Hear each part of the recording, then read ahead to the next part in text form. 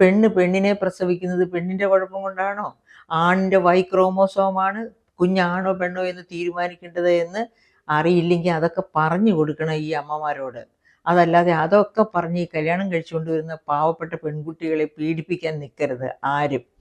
അത്ര ദുഷ്ടമായ മനസ്സോടെയുള്ള അമ്മായിയമ്മമാർ എനിക്ക് അന്നൊക്കെ ഉണ്ടായിരുന്നു. അതുപോലത്തെ ഇഷ്ടം പോലെ അമ്മായിയമ്മമാർ എൻ്റെ കുട്ടിക്കാലത്ത്, ഞാൻ കോളേജിൽ പഠിക്കുന്ന കാലത്ത്. ഇപ്പോഴൊക്കെ അങ്ങനത്തെ അമ്മായിയമ്മമാരുണ്ടോ?